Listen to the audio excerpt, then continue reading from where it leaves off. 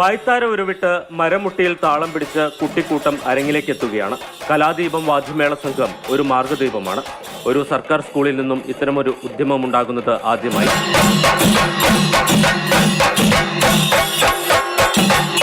കയ്യപ്പക്കുത്തി കുറേ പേര് പോയി, അന്ന് തന്നെ കുറേ പേര് പോയി. പിന്നെ ഞങ്ങൾ കുറച്ച് പേരുണ്ടായിരുന്നു. അങ്ങനെ പതുക്കെ പഠിച്ച് ഇങ്ങനെയായി. അടിപൊളിയാണ്.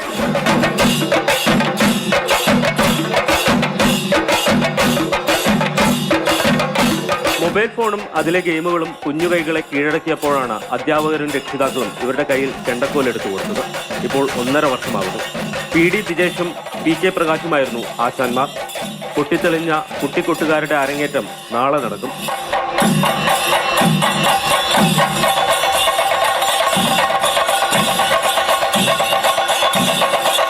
മേളത്തിന് പരിശീലനം കൊടുത്തിട്ടുണ്ട്. അതുകൂടാതെ ശിങ്കാരി, പിന്നെ കുട്ടികൾ സ്റ്റെപ്പുകൾ, ഡാൻസ്, ഇങ്ങനെ പല രീതിയിൽ വെറൈറ്റി ആയിട്ടുള്ള പരിപാടികൾ നമുക്ക് ചെയ്യാൻ സാധിക്കും.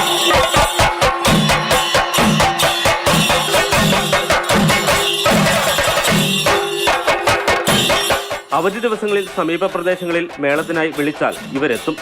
രക്ഷിതാക്കളും ഹാപ്പിയാണ്. കുട്ടികൾക്കൊരു പ്രോത്സാഹനം എന്ന നിലയ്ക്ക് നമ്മൾ പ്രോഗ്രാമുകൾ കുട്ടികൾക്ക് ഒരു സഭാകമ്പം മാറാനും ഇത് കൂടുതൽ കലാരംഗത്തേക്ക് കൂടുതൽ ഒരു കഴിവ് തെളിയിക്കുന്നതിന് വേണ്ടിയിട്ട് ലഭിക്കുന്ന അവസരങ്ങൾ അത് വിനിയോഗിക്കുക എന്നുള്ളൊരു ആഗ്രഹമുണ്ട്.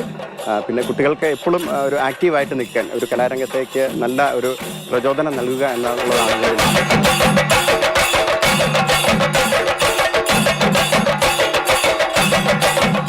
മറ്റ് സ്കൂളുകൾക്കും മലയോര മേഖലയിലെ ഈ സർക്കാർ സ്കൂൾ ഒരു മാതൃകയാണ്. വിനു കാഞ്ഞിരപ്പള്ളിക്കൊപ്പം ജയനസ് രാജു, മാതൃഭൂമി ന്യൂസ്, ഇടുക്കി.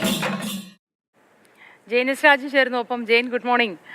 നമുക്ക് ഈ കുട്ടികളൊക്കെ ഇത്തരം ചില കലാപരമായ കഴിവുകളുള്ളവർ മുന്നോട്ട് വരുമ്പോൾ ഒരുപാട് സന്തോഷം തോന്നാറുണ്ട്. ഈ മക്കളുടെ കാര്യത്തിലും അതുപോലെ തന്നെ എത്ര ഗംഭീരമായിട്ടാണ് അവർ ചെണ്ട കൊട്ടുന്നത് എന്ന് കാണുമ്പോൾ അതിലേറെ സന്തോഷം തോന്നിപ്പോകുന്നു.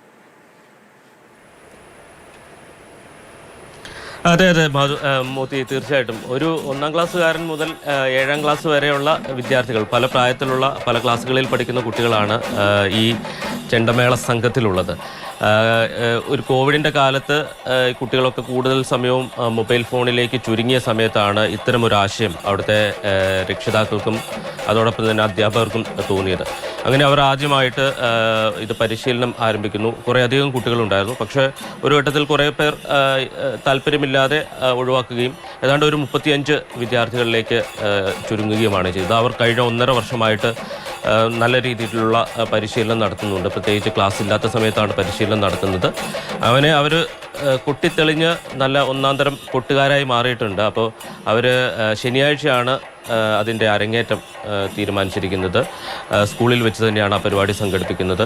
നമുക്കറിയാം, ഇത്തരം പലപ്പോഴും സ്കൂളുകളിൽ മറ്റ് പരിപാടികളൊക്കെ പഠിപ്പിക്കുന്നുണ്ട്. പ്രത്യേകിച്ച് ആയോധന കലകളൊക്കെയാണ് കൂടുതൽ സ്കൂളുകളും പ്രാധാന്യം നൽകുന്നത്. പക്ഷേ ഇതൊരു പരമ്പരാഗത കലാരൂപം എന്ന നിലയിലോ ആ ഒരു പരിഗണന നൽകി മറ്റ് സ്കൂളുകൾക്ക് കൂടി മാതൃകയാക്കാവുന്ന തരത്തിലുള്ള ഒന്നായി മാറുകയാണ് ഈ പഴയരിക്കണ്ടത്തെ ഈ ചെണ്ടമേള സംഘം. മോത്തി, ഏതായാലും ഒരുപാട് സന്തോഷം ജയനസ് രാജു. ജയനും ഒരു നല്ല ദിവസം ആശംസിക്കുന്നു. കുട്ടികളൊക്കെ അങ്ങനെ കൊട്ടിക്കേറട്ടെ, അങ്ങനെ മേള പെരുമയിലേക്ക് ഇവരെല്ലാവരും ഉയർന്നു വരട്ടെ എന്ന് ആഗ്രഹിക്കുകയാണ് ആത്മാർത്ഥമായിട്ട്.